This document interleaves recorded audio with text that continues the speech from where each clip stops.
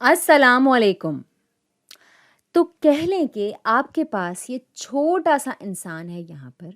इसने जूते पहने हुए हैं और ये मुस्कुरा रहा है। तो ये है हमारा प्रोटीन, ये है मिस्टर प्रोटीन। तो आइए देखते हैं कि ये प्रोटीन बना कैसे था।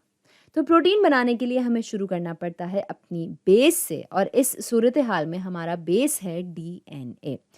डीएनए से हम पैदा करते हैं एमआरएनए यानी मैसेंजर आरएनए और फिर ये एमआरएनए आखिरकार ले चलता है हमको प्रोटीन के बनने तक और प्रोटीन है ये खुश इंसान यहाँ पर।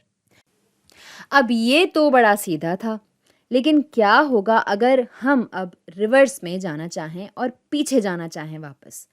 क्या होगा अगर हम प्रोटीन से शुरू करें और हम ये मालूम करना चाहें कि इसका डीएनए सीक्वेंस क्या था और इस सिम्त में हम जाना चाहें? तो आइए देखते हैं कि ये कैसे होता है।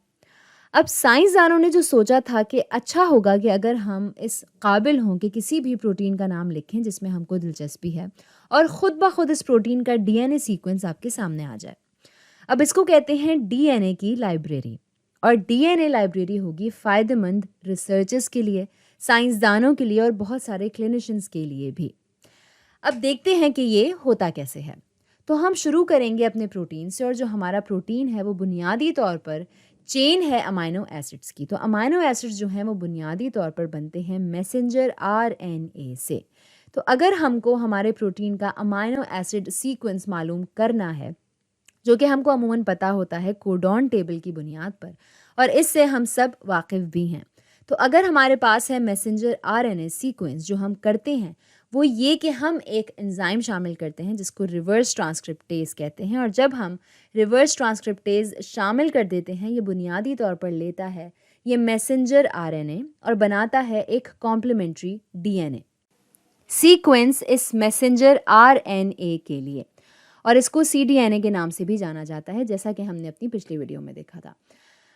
अच्छा, तो एक चीज़ दिमाग में रखें कि कॉम्प्लीमेंट्री डीएनए होता है सिंगल स्ट्रैंडेड डीएनए।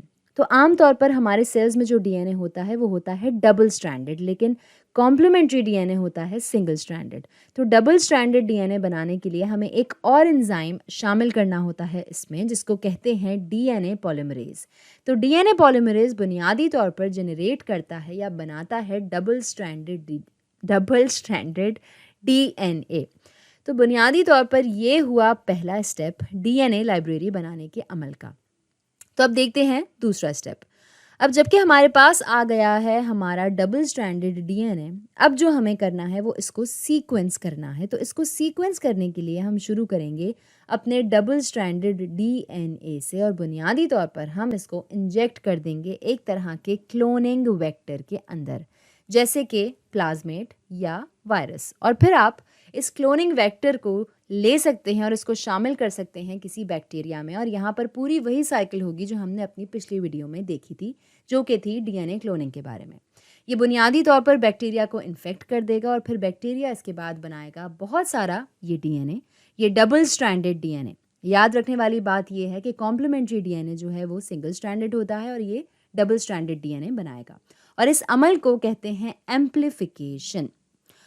और एक बार जब हमारे पास आ जाता है बहुत सारा डबल स्ट्रैंडेड डीएनए, हम जाकर सीक्वेंस कर देंगे इस डबल स्ट्रैंडेड डीएनए को और जब हमारे पास आ जाएगा वो सीक्वेंस, हम डाल देंगे इस सीक्वेंस को एक बड़े डेटाबेस में, जिसको आप आराम से एक्सेस कर सकते हैं या ऑनलाइन जाकर किसी भी वक्त देख सकते हैं और वो डेटाबेस बुनियादी तौर पर आबाद कर देगा इस डीएनए लाइब्रेरी को।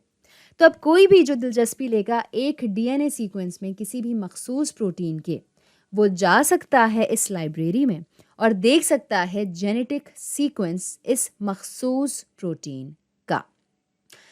तो आज के लिए इतना ही।